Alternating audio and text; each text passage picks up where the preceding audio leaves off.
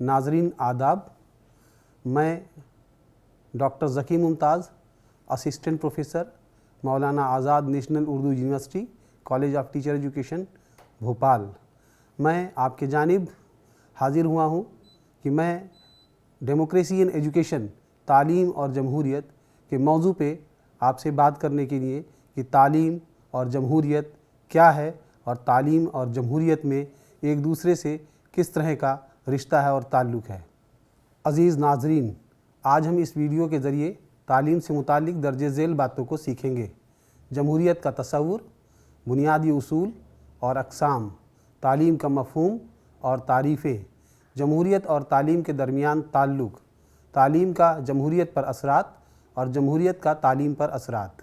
इस वीडियो के अख्तिताम तक आप इस काबिल होंगे कि जमहूरियत के तसव्वुर को वाज़ेह तौर पर बयान कर सकें, इसके बुनियादी उसूलों की वजाहत कर सकें और जमहूरियत के मुख्तलिफ़ अक़साम के इम्तियाज़ कर सकें, तालीम के मायने और मुख्तलिफ़ तारीफ़ों की वजाहत कर सकें, जमहूरियत और तालीम के दरमियान ताल्लुक़ को बयान कर सकें और उनके दरमियान बाहमी ताल्लुकात की वजाहत कर सकें, तालीम के जमहूरियत पर असरात और जमहूरियत के तालीम पर असरात की निशानदेही कर सकें।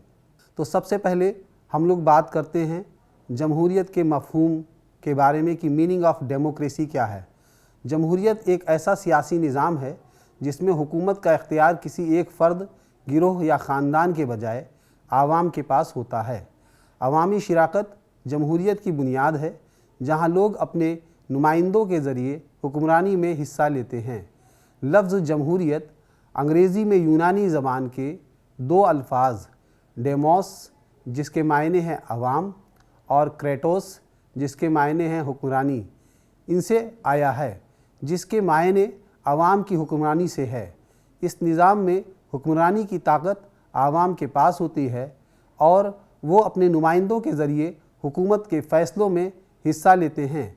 जमहूरियत अवामी इख्तियार की हिफाजत करती है और इस बात को यकीनी बनाती है कि हुकूमत आवाम के सामने जवाबदेह हो।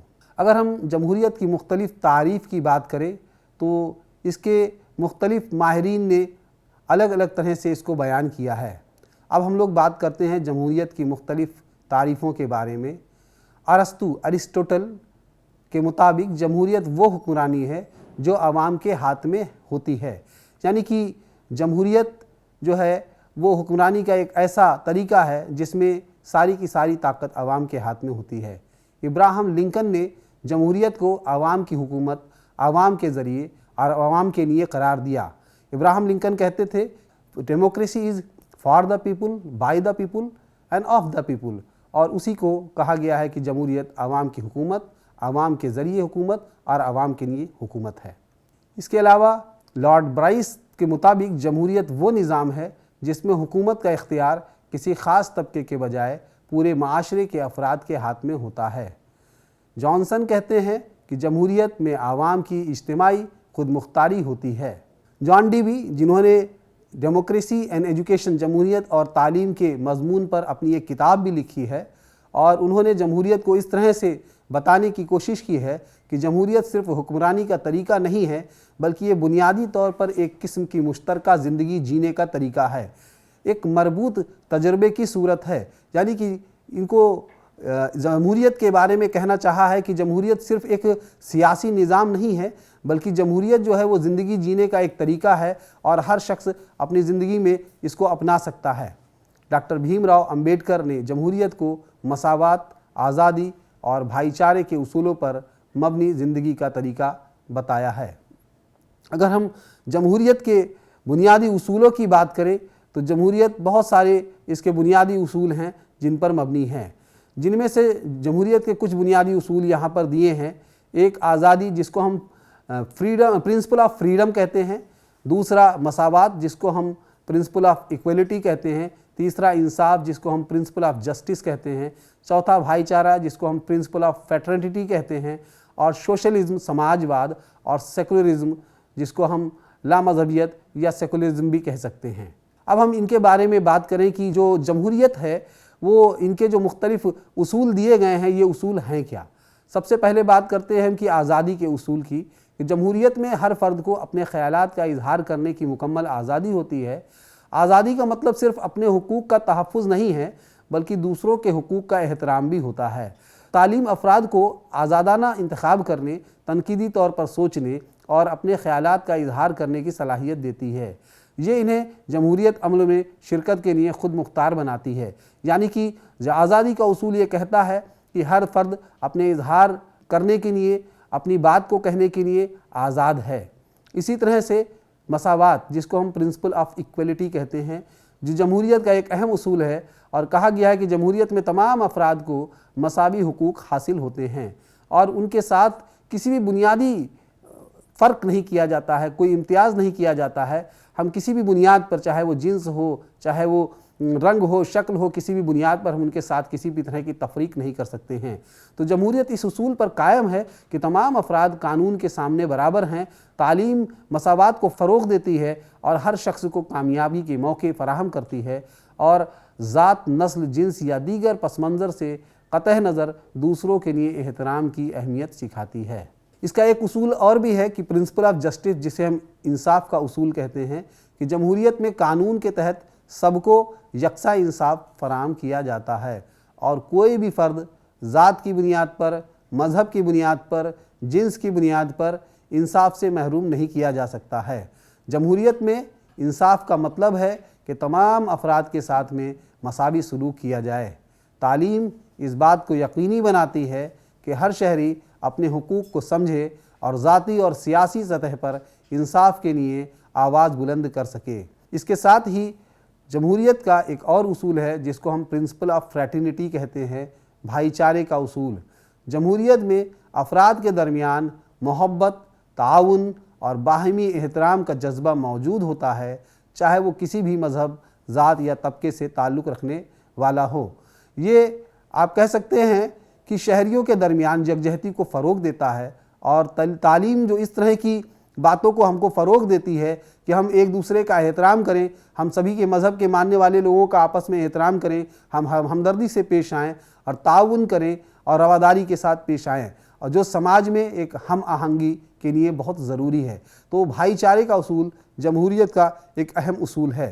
اسی طرح سے سوشلزم، سماج واد، یہ بھی جمہوریت کا ایک اہم اصول ہے کہ جمہوریت کا مقصد طبقاتی فرق کو ختم کرنا ہے، سماج میں بھید بھاؤ کو ختم کرنا ہے، سماج میں اونچ نیچ کو ختم کرنا ہے، اور ایک ایسے معاشرے کا نظام کو تشکیل دینا ہے جہاں پر ہر کوئی آپس میں ایک دوسرے کو برابر سمجھ سکے، جہاں معاشرے میں سب برابر ہوں اور سبھی کو مساوی طور پر ترقی کے لیے موقع فراہم ہوں۔ جمہوریت کا ایک اور اصول ہے جس کو ہم سیکولرزم کہتے ہیں، یعنی کہ جمہوریت میں ہر فرد کو اپنے مذہب کی پیروی کرنے کی مکمل آزادی حاصل ہوتی ہے۔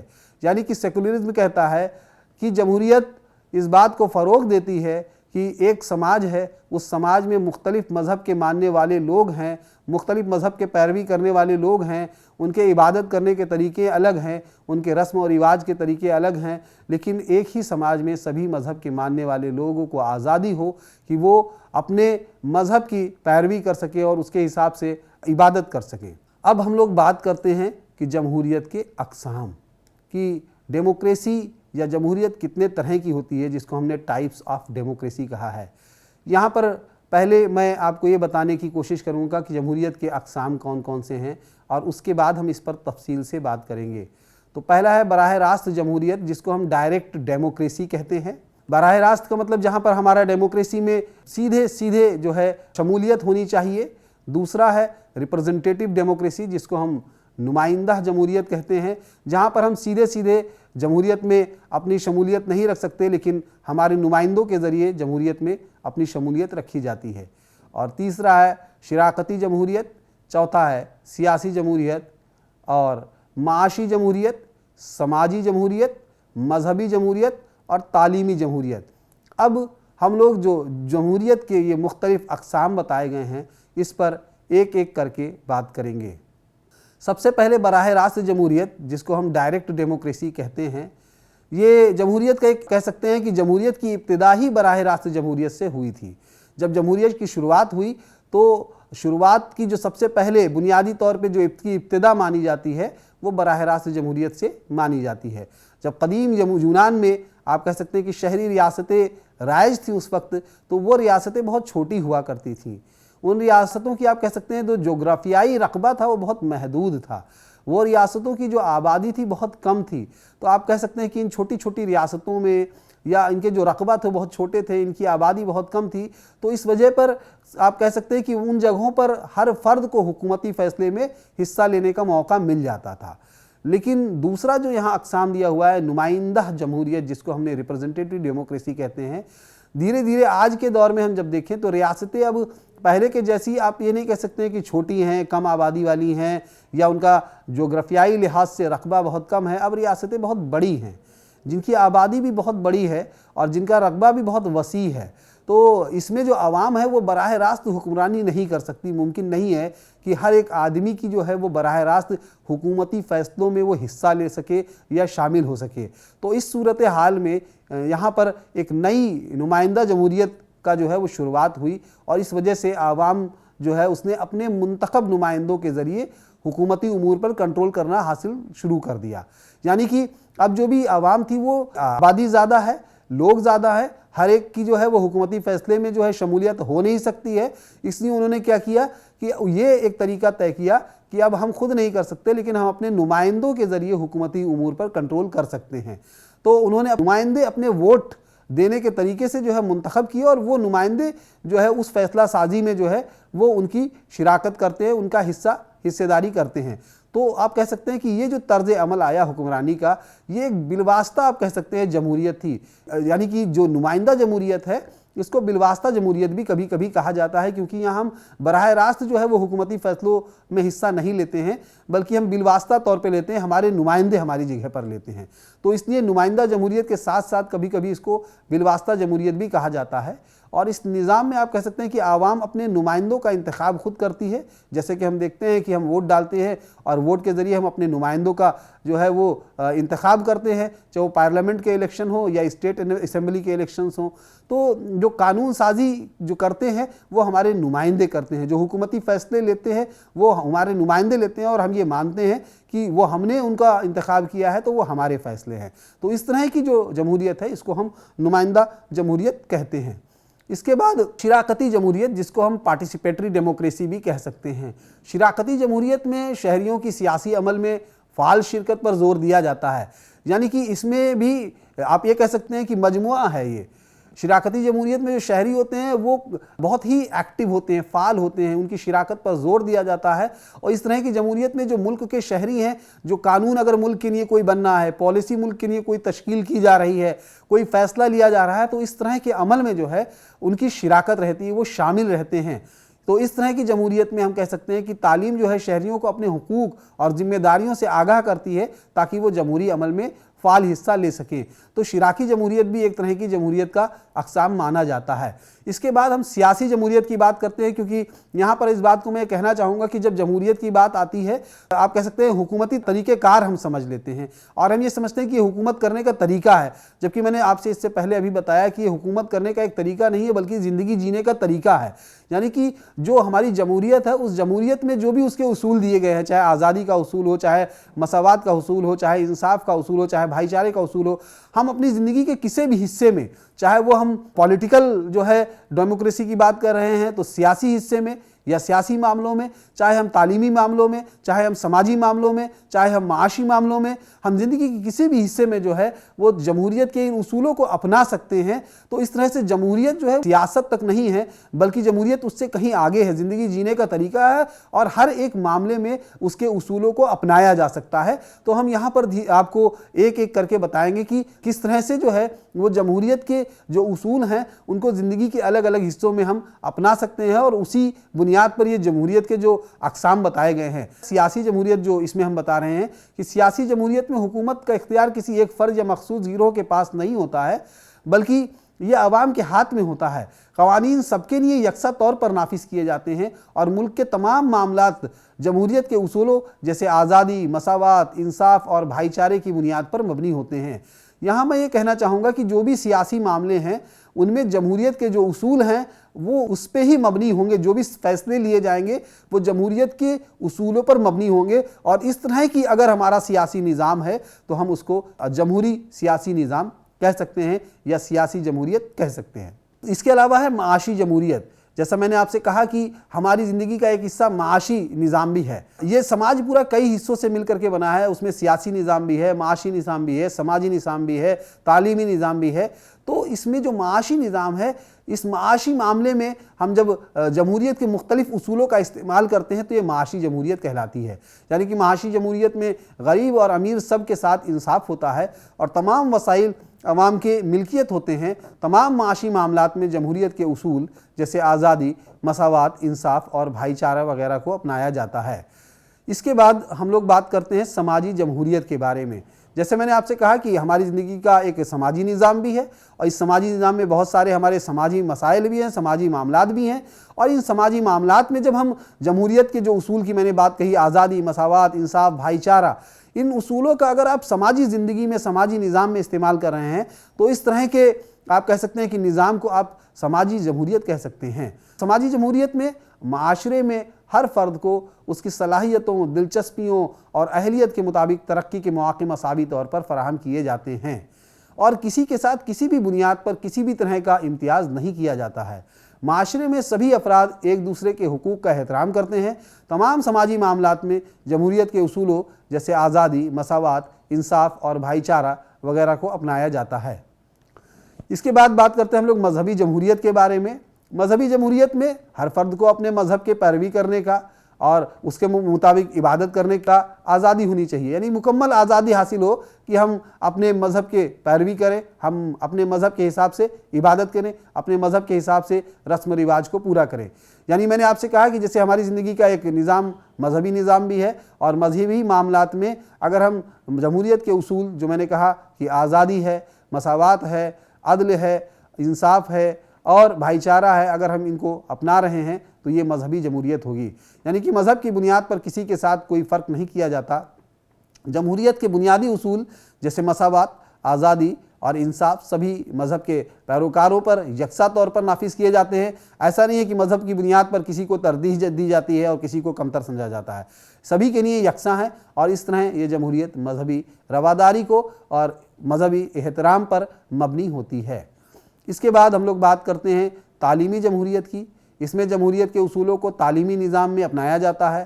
یعنی کہ اب جمہوریت کے جو اصول جو میں نے آپ سے بتائے کہ پرنسپل آف فریڈم آزادی کا اصول، پرنسپل آف ایکولیٹی مساوات کا اصول، پرنسپل آف جسٹس عدل یا انصاف کا اصول، پرنسپل آف بردرہڈ بھائی چارے کا اصول، ان سارے اصولوں کو جب ہم تعلیمی نظام میں اپناتے ہیں تاکہ ہم تمام طلبہ کو مساوی موقع فراہم کر سکیں، ہم تمام طلبہ جو ہیں ان کی مسائل کو سمجھ سکیں، تمام طلبہ کو ہم یکساں سمجھیں، کسی بنیاد پر ان کے ساتھ ہم تفریق نہ کریں اور ہر ایک کو اپنی صلاحیتوں کے مطابق تعلیم حاصل کرنے کے مواقع دیں۔ تعلیمی معاملات میں ہم جمہوریت کے جب ان اصولوں کو اپناتے ہیں تو ہم یہ کہہ سکتے ہیں کہ یہ جمہوریت تعلیمی جمہوریت کہلاتی ہے۔ اس کے بعد ہم لوگ بات کرتے ہیں جمہوریت کی، ہم لوگوں نے بات کیا اور جمہوریت اور تعلیم کی بات کر رہے ہیں، تو اب ہم لوگ بات کریں گے کہ تعلیم کیا ہے جمہوریت کے بعد میں۔ تو تعلیم وہ عمل ہے جس کے ذریعے فرد کو علم، مہارتیں اور اقدار حاصل کرتا ہے جس سے کہ وہ اپنے ایک بہتر شہری بن سکے۔ تعلیم صرف علم حاصل کرنے تک محدود نہیں ہے، بلکہ اس کے ذریعے فرد کو شہری ذمہ داریوں، اخلاقیات اور معاشرتی زندگی میں فعال حصہ لینے کے قابل بھی بناتی ہے۔ تعلیم ایک اہم ذریعہ ہے جو فرد کی شخصیت کے نشو و نما اور اس میں سماجی آگاہی پیدا کرنے میں اہم کردار ادا کرتی ہے۔ تعلیم کے مفہوم کی اگر ہم بات کریں تو تعلیم جو لفظ ہے یہ لاطینی زبان کا لفظ ہے، یعنی کہ لاطینی زبان میں ایک لفظ ہے جس کو ہم ایجوکیئر کہتے ہیں، اس سے ماخذ کیا گیا ہے، جس کا مطلب ہوتا ہے پروان چڑھنا یا برنگ آؤٹ یا باہر نکالنا۔ یعنی باہر نکالنے کا مطلب کیا ہے کہ انسان کے اندر بہت ساری صلاحیتیں ہیں، ان صلاحیتوں کو ہم تعلیم کے ذریعے باہر نکالتے ہیں۔ تو انسان کے اندر کی صلاحیتوں کو باہر نکالنا ہی تعلیم ہے۔ یعنی ایک انسان میں بہت ساری صلاحیتیں ہیں لیکن وہ تب تک کہ پروان نہیں چڑھ سکتی، ان کا نشو و نما تب تک نہیں ہو سکتا جب تک وہ ان کو صحیح طریقے سے تعلیم نہ دی جائے۔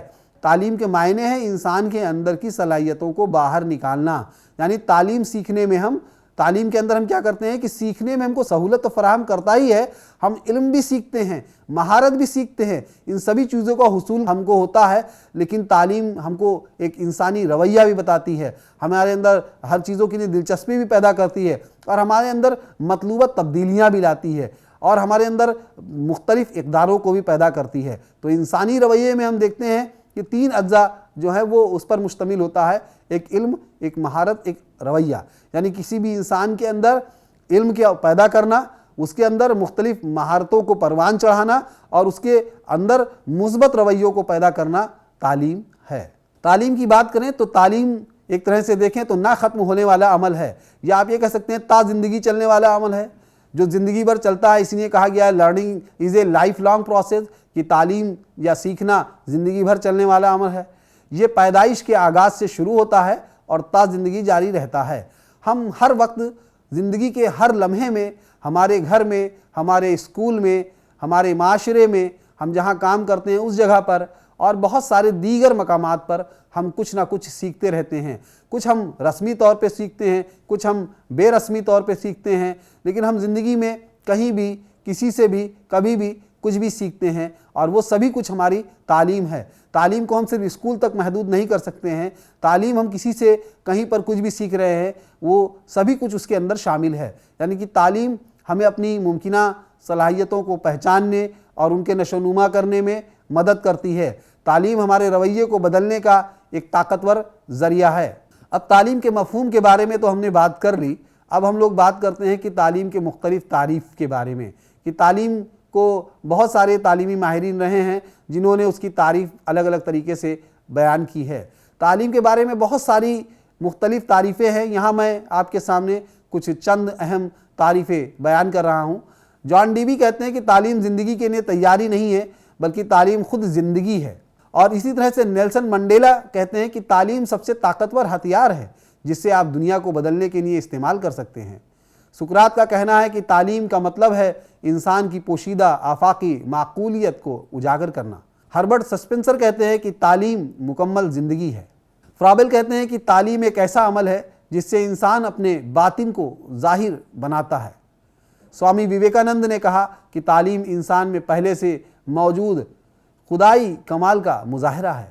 ڈاکٹر ایس رادھا کرشنن نے کہا کہ تعلیم کا مفہوم ذہنی تربیت، دل کی پاکیزگی اور روح کی نظم و ضبط ہے۔ مہاتما گاندھی نے کہا کہ تعلیم بچے اور انسان کے جسم، دماغ اور روح میں پوشیدہ بہترین خوبیوں کا اظہار ہے۔ اب چونکہ ہم لوگ کا جو موضوع تھا وہ تعلیم اور جمہوریت کے اوپر تھا، تو ہم لوگوں نے جمہوریت کے بارے میں بات کی، تعلیم کے بارے میں بات کی۔ اب جمہوریت اور تعلیم، ان دونوں کے بیچ میں کیا باہمی تعلقات ہے، اس کے بارے میں بات کریں گے۔ Democracy and education a mutual relationship, جمہوریت اور تعلیم ایک باہمی تعلق۔ جمہوریت اور تعلیم ایک دوسرے سے جڑے ہوئے اور ایک دوسرے کو مستحکم کرنے والے ہیں۔ یہاں جمہوریت تعلیمی نظام کو شکل دیتی ہے، وہیں تعلیم جمہوری اقدار کو مضبوط کرنے اور قائم رکھنے میں اہم کردار ادا کرتی ہے۔ ایک اچھا جمہوری نظام ایک تعلیم یافتہ شہریوں پر انحصار کرتا ہے اور ایک مضبوط تعلیمی نظام جمہوری ماحول میں فروغ دیتا ہے۔ آئیے دیکھتے ہیں کہ یہ دونوں ایک دوسرے پر کس طرح اثر انداز ہوتے ہیں۔ تو سب سے پہلے ہم نے بات کی ہے کہ تعلیم کے جمہوریت پر کیا اثرات ہیں، اس کے بعد ہم لوگ بات کریں گے کہ جمہوریت کے تعلیم پر کیا اثرات ہیں۔ تو پہلے آئیے بات کر لیتے ہیں کہ تعلیم کے جمہوریت پہ کیا اثرات ہیں۔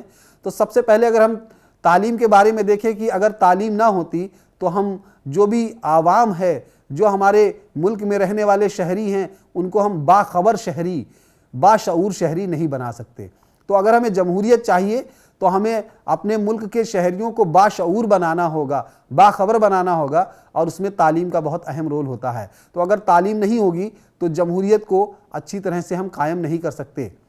دوسری، تنقیدی سوچ کو فروغ دینا، یعنی کہ پروموٹ آف کرٹیکل تھنکنگ، یعنی کہ ہمیں ایسے لوگوں کو تیار کرنا ہے جو تنقیدی سوچ کو فروغ دیں، یعنی کہ جو بھی سوچیں اور سمجھیں وہ تنقیدی طور پر سوچیں اور سمجھیں، جو جمہوریت کا ایک بہت اہم رکن ہے۔ اس کے بعد تعلیم کا بہت بڑا جو کردار ہے وہ مساوات کو فروغ دینے میں ہے، پروموٹس ایکویلٹی۔ اگر تعلیم ہے تو ہم دیکھتے ہیں کہ وہ مساوات کو فروغ دیتی ہے، جو جمہوریت کا ایک بہت بڑا اصول ہے۔ اسی طرح سے سٹیزن پارٹیسپیشن کی بات کہی گئی ہے، شہری شراکت، کہ تعلیم جو ہے وہ شہریوں کو باشعور بناتی ہے، بیدار بناتی ہے، ان کے اندر آگاہی پیدا کرتی ہے، جس سے وہ تمام جو فیصلے ہیں، وہ جو تمام ملک کے لیے پالیسی ہیں، اس میں ان کی شراکت حاصل ہو سکے۔ پروٹیکشنز آف رائٹ یعنی حقوق کا تحفظ۔ تعلیم ایک جمہوری نظام جہاں پر ہے وہاں ہر ایک شہری کو جو ہے وہ اپنے حقوق پتہ ہونے چاہیے، تو تعلیم جو ہے وہ ہر ایک شہری کو اس طرح کا بناتی ہے کہ وہ اپنے حقوق کا تحفظ کر سکے، نہ صرف اپنے حقوق کا تحفظ کرے بلکہ اپنے جو فرائض ہیں ان کو بھی صحیح طریقے سے انجام دے سکے۔ ڈٹرمائنس اکاؤنٹیبلٹی یعنی کہ جواب دہی طے کرنا۔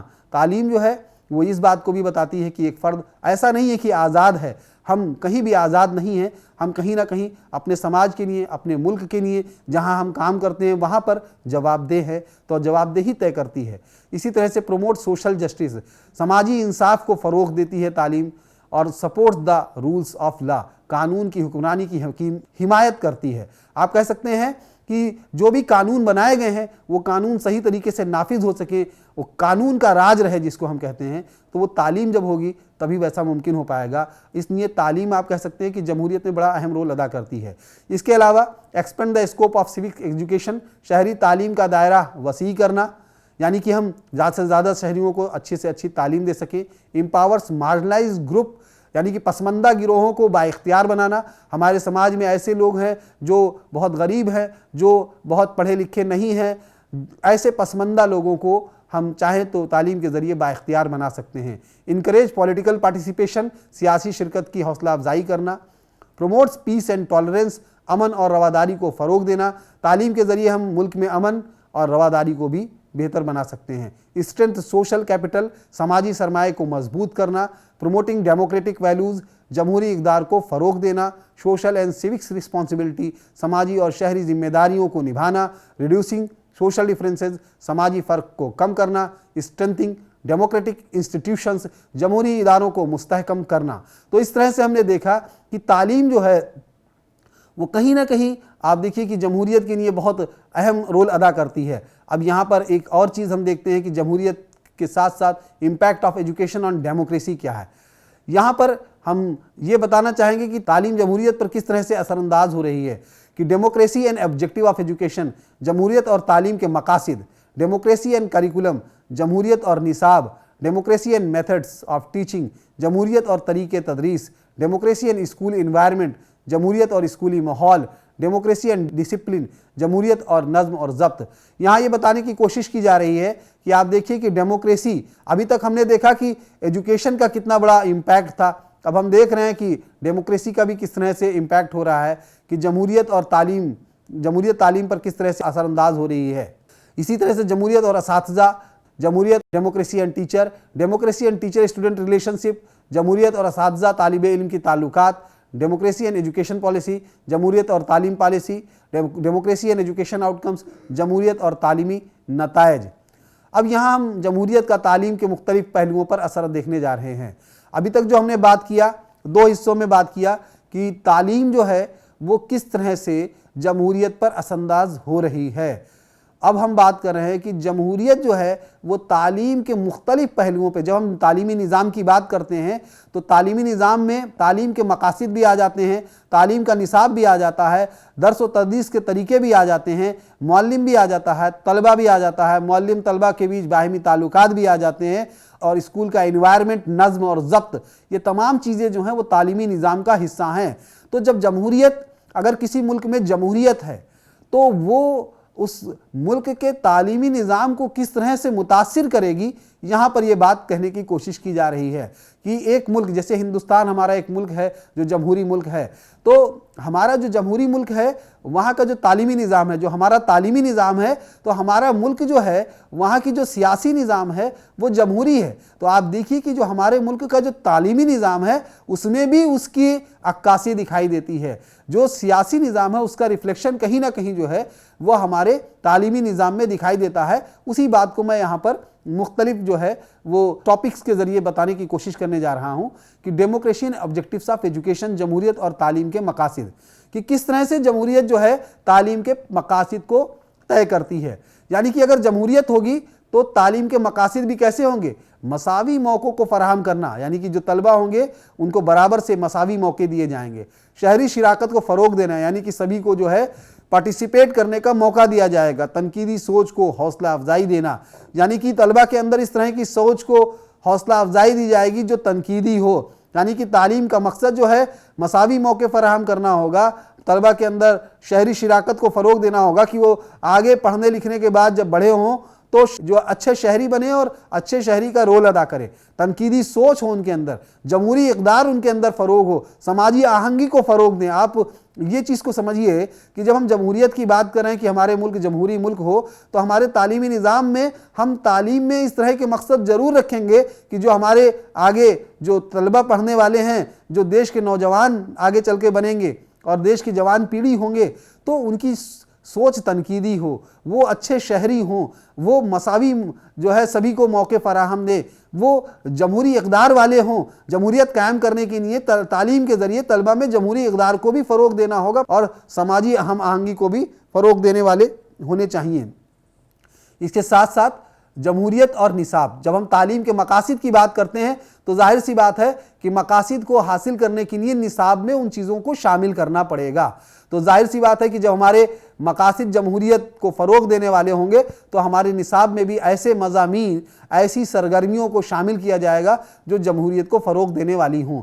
یعنی کہ جو نصاب ہوگا یا ہمارے اسکول میں کرائے جانے والی ہم نصابی سرگرمیاں ہوں گی وہ جمہوریت پر مبنی ہوں گی، یعنی کہ شمولیاتی نصاب ہوگا۔ شمولیاتی کا مطلب یہی ہے کہ سبھی کو شامل اس میں کیا جائے گا، ایسا نصاب ہو جس میں سبھی شامل ہو سکیں اور سبھی اس کو پڑھ سکیں اور سبھی کو اس سے فائدہ ہو سکے۔ تنقیدی مہارتوں پر زور دیا جائے گا، شہری تعلیم دی جائے گی اور انسانی حقوق اور سماجی انصاف کی بات کہی جائے گی۔ یعنی کہ نصاب میں چاہے بھلے ہی ہم میتھمیٹکس یا ریاضی پڑھا رہے ہوں، سائنس پڑھا رہے ہوں، ہندی پڑھا رہے ہوں، انگلش پڑھا رہے ہوں، لیکن ان نصاب کو اس طرح سے بنایا جائے گا اور ان نصاب کا جو مقصد ہوگا اپنے مضامین کا علم دینے کے ساتھ ساتھ ان کے اندر تنقیدی سوچ بھی پیدا کرنا ہوگا۔ ان کے اندر اس بات کو جو سماجی سائنس پڑھائی جائے گی وہ صرف اپنے مضمون کا ہی علم نہیں دے گی بلکہ ان کو اس بات کا بھی علم دے گی کہ وہ کیسے انسانی حقوق کو پورا کریں، ان کے اپنے فرائض کیا ہیں اور ان کے جواب دہی کیا ہے، ان کے حقوق کیا ہیں، سماج میں انصاف کیسے قائم کیا جا سکتا۔ تو کریکولم جو بھی ڈیزائن کیا جائے گا اسکول میں اور اس کے اندر جو بھی مضامین رکھے جائیں گے ان کے ذریعے جو بھی علم دیا جائے گا اس میں اس بات کو ترجیح دی جائے گی کہ جمہوریت کے جو اصول ہیں، جمہوریت کے جو اقدار ہیں اور جمہوریت کو جو فروغ دینے والی چیزیں ہیں وہ بھی کہیں نہ کہیں نصاب میں شامل ہوں۔ اور یہی چیز آپ کو درس اور تدریس کے طریقے میں بھی دکھائی دے گی۔ Democracy and methods of teaching, جمہوریت اور طریقے تدریس، یعنی کہ آپ دیکھ سکتے ہیں کہ جب جمہوریت ہوگی جس ملک میں تو اس ملک میں جو اسکول ہوں گے اور ان اسکول میں جو پڑھانے کے طریقے ہوں گے وہ بھی جمہوریت پر مبنی ہوں گے، یعنی کہ طلبہ مرکوز تدریس ہوگی، یعنی کہ اس طرح کے پڑھنے اور پڑھانے کے طریقوں کا استعمال کیا جائے گا جس میں بچوں کی بھی شمولیت ہو، یعنی کہ طفل مرکوز طریقوں کا استعمال کیا جائے گا۔ ایسا نہیں ہے ٹیچر جو یا معلم جو ہے جو چاہے گا پڑھائے گا، جیسا چاہے گا پڑھائے گا، جتنا چاہے گا پڑھائے گا، جن طریقوں سے چاہے گا پڑھائے گا، نہیں بلکہ وہ ان چیزوں کو دیکھا گا طلبہ کیا پڑھنا چاہتا ہے، کیسے پڑھنا چاہتا ہے، کن طریقوں سے بہتر پڑھ سکتا ہے جس سے وہ زیادہ سیکھ سکے۔ یعنی کہ ڈیموکریسی، بچہ کیا پڑھنا چاہتا ہے، اگر ایک ٹیچر یہ سوچ رہا ہے، معلم سوچ رہا ہے تو یہ ڈیموکریسی ہی ایک طرح سے کہ اس کو آزادی دی جا رہی ہے کلاس روم کے اندر سوال پوچھنے کی، اس کو آزادی دی جا رہی ہے کہ وہ بتا سکے کہ میں کیا پڑھنا چاہتا ہوں، اس کو آزادی دی جا رہی ہے کہ وہ یہ بتا سکے کہ میں کن طریقوں سے پڑھنا چاہتا ہوں۔ جو ملک میں جمہوریت ہوگی تو اس کے تعلیمی نظام میں بھی جمہوریت دکھائی دے گی اور وہاں پڑھنے اور پڑھانے کے طریقوں میں بھی جمہوریت دکھائی دے گی۔ تو طلبہ مرکوز جو تدریس کے طریقے ہوں گے، مباحثے اور مکالمے کی حوصلہ افزائی ہوگی، ایسا کلاس روم ہوگا جہاں بچوں کو ڈسکشن کرایا جائے، جہاں بچوں کو کہا جائے، یہاں سوال پوچھنے پر اس کی جو ہے سوال نہ کیا جائے کہ تم نے سوال کیوں پوچھا، بلکہ اس کی حوصلہ افزائی کی جائے۔ جب وہ ڈسکشن کرے تو اس کو برا نہیں سمجھا جائے، اس کو غلط نہیں سمجھا جائے، بلکہ اس کی حوصلہ افزائی کی جائے کہ تم نے اچھی بات ہے کہ سوال پوچھا، ڈسکشن کیا، یعنی فعال سیکھنا، یعنی کہ کر کے سیکھنا، لرننگ بائی ڈوئنگ جو کہا گیا ہے۔ طلبہ کو با اختیار بنانا، ہم کو ان کو رٹو طوطا نہیں بنانا ہے، ہم کو ان کو تنقیدی سوچ پیدا کرنا ہے، ہم کو ان کو با اختیار بنانا ہے، ہم کو ان کو ایک با اختیار شہری بنانا ہے۔ تو جہاں پر آپ دیکھیے کی جمہوریت ہوگی اس ملک کے جو تعلیمی نظام ہوگا اور تعلیمی نظام میں جو پڑھنے اور پڑھانے کے طریقے ہوں گے وہاں بھی جمہوریت دکھائی دے گی۔ اسی طرح سے اسکول کا جو ماحول ہوگا وہ ڈیموکریٹک ہوگا، وہاں پر پرنسپل ہوگا جو انتظامیہ کا، وہاں جو معلم ہوں گے، وہاں جو طلبہ ہوں گے، وہاں کوئی ایک دوسرے سے ایسا نہیں ہوگا کہ مل جل کر کے کام نہ کرے، ہے نا، وہاں آمیرانہ جو ہے طریقہ نہیں ہوگا، وہاں جمہوری طریقہ ہوگا، وہاں کا ماحول بہت جامع ماحول ہوگا، وہاں پر ایک دوسرے کا احترام ہوگا، ایک دوسرے کی عزت ہوگی، ایک دوسرے کے جو ہے حفاظت کی جائے گی، ایک دوسرے کی شراکت ہوگی، جہاں پر جو پالیسی طے ہوگی اسکول کے لیے وہاں پر سبھی کی شامل کیا جائے گا اور اس کو حوصلہ افزائی کی جائے گی۔ یعنی کہ جو اسکول کا انوائرمنٹ ہے، جمہوری اگر ملک ہے، سیاسی نظام جمہوری ہے، تو اس ملک کے اسکولی نظام میں بھی آپ کو جمہوریت دکھائی دے گی، اسکول کے ماحول میں بھی جمہوریت دکھائی دے گی۔ اسی طرح سے ڈیموکریسی اینڈ ڈسپلن، جمہوریت اور نظم اور ضبط، یعنی کہ سزا نہیں دی جائے گی، جہاں جمہوریت ہوگی وہاں پر اسکول میں سزا نہیں دی جائے گی، سزا کے بجائے ان کی رہنمائی کی جائے گی، بلکہ ذمہ داری کو فروغ دیا جائے گا، تنازعات کو حل کیا جائے گا، حوصلہ افزائی کی جائے گی۔ جہاں جمہوریت ہوگی وہاں طلبہ کو جو ہے وہ ڈانٹا نہیں جائے گا، وہاں طلبہ کو مار پیٹ نہیں کی جائے گی، وہاں سزا نہیں دی جائے گی، بلکہ اس کو موقع دیا جائے گا، اس کی حوصلہ افزائی کی دی جائے گی، کر دی جائے گی، اس کی ذمہ داری اس کو دی جائے گی کہ وہ ذمہ داری کرے گا تو اپنے کاموں میں لگے گا، اچھے سے کرے گا، اس کی رہنمائی کی جائے گی۔ اسی طرح سے جمہوریت اور اساتذہ یا معلم، ڈیموکریسی اینڈ ٹیچر، یہاں پر جس ملک میں جمہوریت ہوگی وہاں کے اسکولی نظام میں بھی جمہوریت ہوگی، تو آپ دیکھیے وہاں کے جو معلم ہیں ان کے اندر بھی جمہوریت دکھائی دے گی، یعنی کہ سیکھنے کے عمل میں سہولت کار کے طور پر معلم ہوگا۔ ایسا نہیں ہے جمہوریت میں جو اساتذہ کا کردار ہوگا وہ ایک آمرانہ شخصیت کا نہیں ہوگا، بلکہ وہ ایک رہنما ہوگا، رہنما کے طور پر کام کرے گا، جو طلبہ کو سیکھنے کے سفر میں رہنمائی فراہم کرے۔ جمہوریتی اقدار جو ہوں گے وہ ان کو فروغ دینے والا ہوگا جو معلم ہوگا، یعنی اساتذہ سے توقع کی جائے گی کہ وہ جمہوری اقدار کو فروغ دے، جیسے ایک دوسرے کا احترام کرنا، انصاف کرنا، آزادانہ اظہار کرنے کی حوصلہ افزائی دینا یا اس کو اہمیت دینا۔ یعنی کہ جو معلم ہوگا وہ طلبہ کو کیا کرے گا کہ طلبہ کو احترام اس کا بھی کرے گا، طلبہ کو کے ساتھ میں انصاف کرے گا، طلبہ کو آزادانہ طور پر بات کرنے کا موقع دے گا، اس کی حوصلہ افزائی کرے گا۔ تو یہ ایک ٹیچر کا جو ہے ڈیموکریٹک جو ہے جمہوری رویہ ہے جو بہت ضروری ہے۔ اسی طرح سے سرپرست اور رہنما کے طور پر اگر آپ دیکھیں تو جمہوریت ہے تو اساتذہ طلبہ کی سماجی، جذباتی اور ذہنی ترقی میں مدد کرے گا۔ اب بات کرتے ہیں ڈیموکریسی اینڈ اسٹوڈنٹس کی۔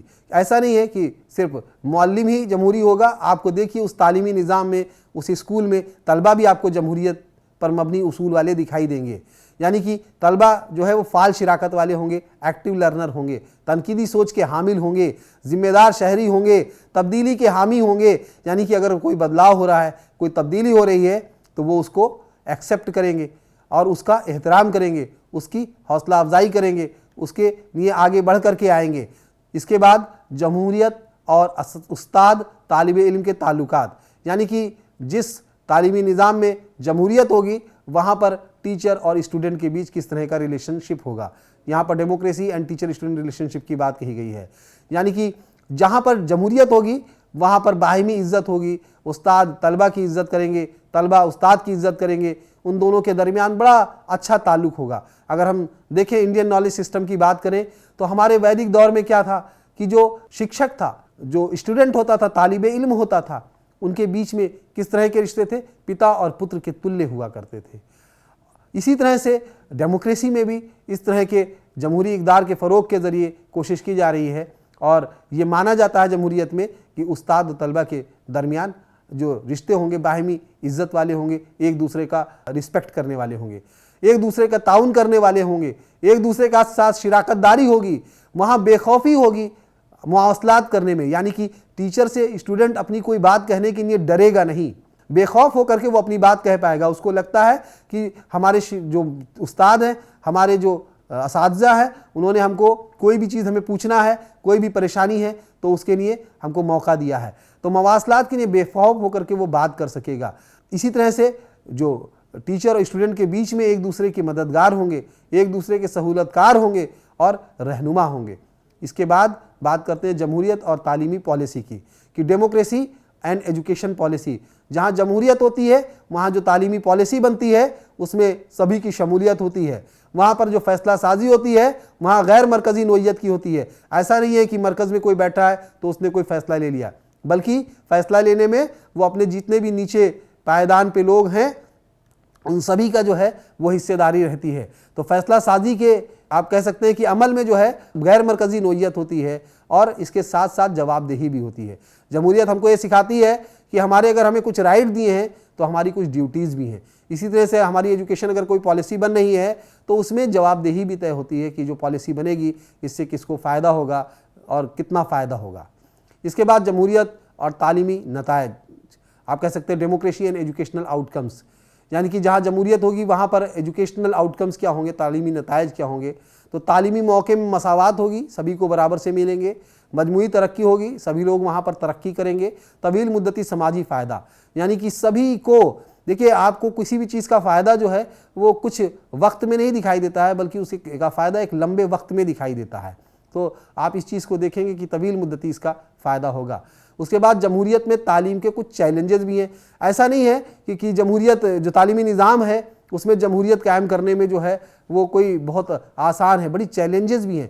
دیکھیے میں اسی لیے بات کر رہا ہوں چونکہ یہ ٹیچر ایجوکیشن سے ریلیٹڈ ٹاپک ہے تو ہم کو اس بات کو بتانا بہت ضروری ہے کہ کس طرح سے جو ہے وہ ڈیموکریسی یا جمہوریت جو ہے وہ تعلیمی نظام کے تمام جو ہم نے پہلو بتائے ہیں ان پہ اثر انداز ہو رہی ہے۔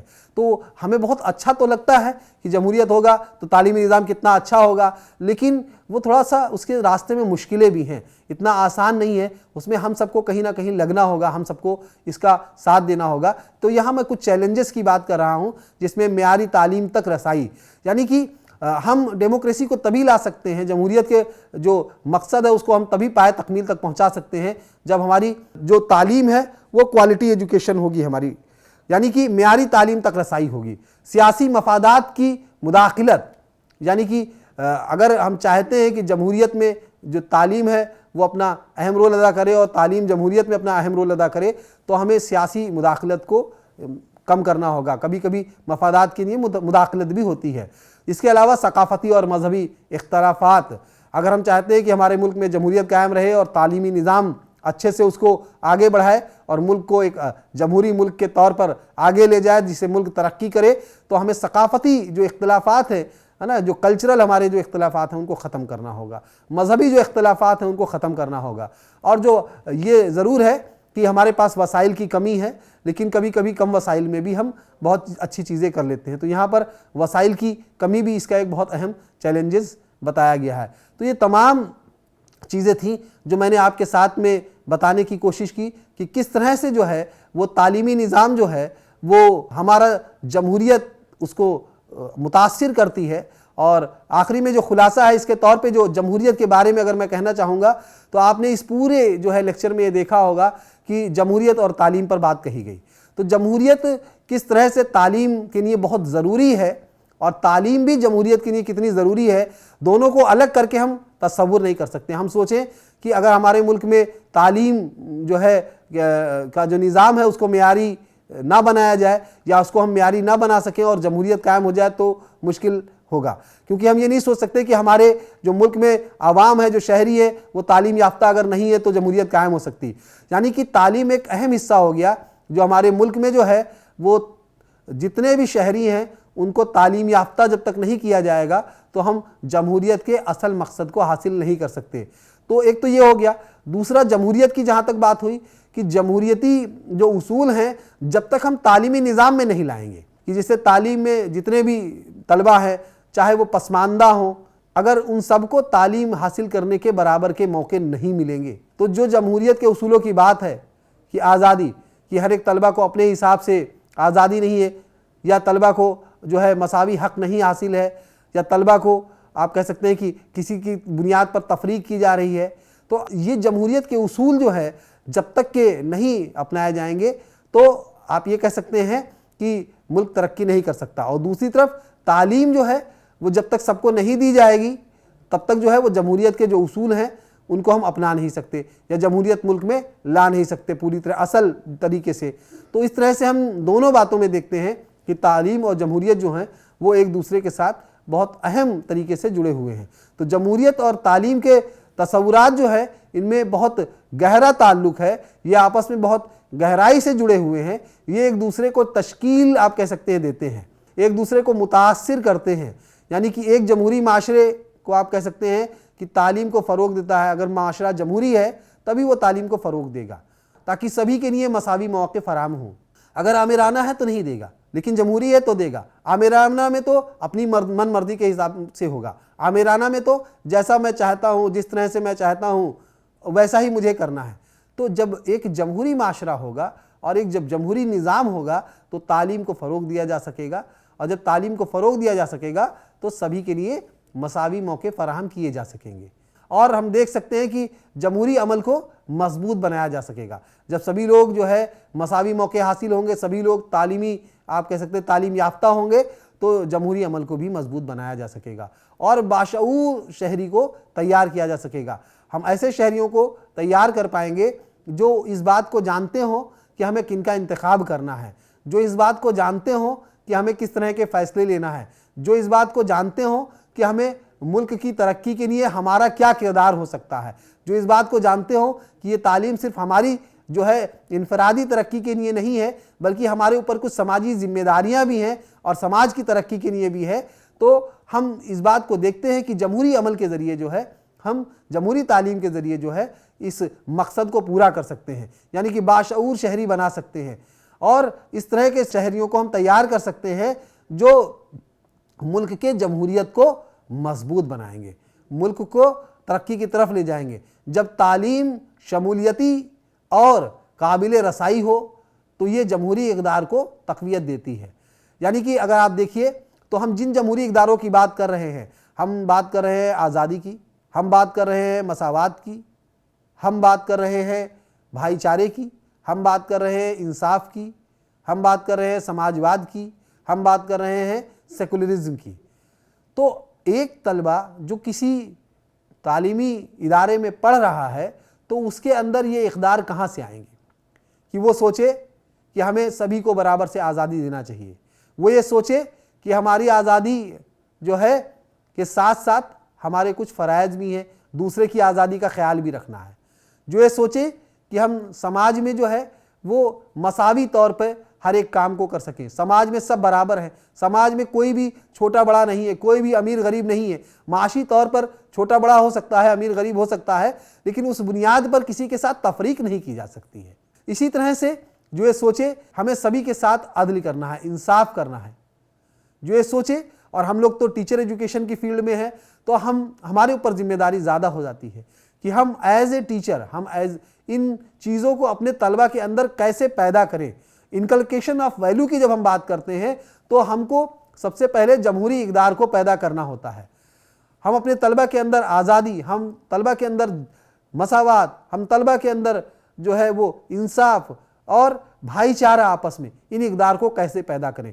تو ہم سبھی لوگ ٹیچر ایجوکیشن کی فیلڈ سے جڑے ہیں، تو اس لیے ہمارے اوپر ایز اے ٹیچر، چونکہ ہم ٹیچر ایجوکیٹر ہیں اور ہم ٹیچرز کو تیار کر رہے ہیں اور وہ ٹیچرز اسکولوں میں جا کر کے طلبہ کو پڑھائیں گے، تو وہ ان کے اندر ہم کس طرح سے ان جمہوری اقداروں کو پیدا کریں، ان جمہوری اقداروں کی تقویت دے سکیں اور تنقیدی سوچ کو فروغ دے سکیں. آخر میں یہ کہوں گا کہ جمہوریت اور تعلیم دونوں افراد اور معاشرے کی ترقی اور پیش رفت کے لیے ضروری ہے. تو اس طرح سے ہم نے دیکھا کہ تعلیم اور جمہوریت کیا ہے. اس میں ہم نے بہت ساری باتوں کو پڑھا اور جانا کہ تعلیم کیا ہے، تعلیم کی تعریف کیا ہے، جمہوریت کیا ہے، جمہوریت کی تعریف کیا ہے، جمہوریت کے اقسام کیا ہے، جمہوریت کے اصول کیا ہیں، اور تعلیم جمہوریت پہ کس طرح سے اثر کرتی ہے اور جمہوریت تعلیم کے پورے نظام پر کس طرح سے اثر کرتا ہے. امید ہے کہ آپ سبھی ناظرین اس موضوع پہ بہت کچھ سیکھ پائیں گے. ہم آگے اس پر کبھی بات کریں گے. شکریہ.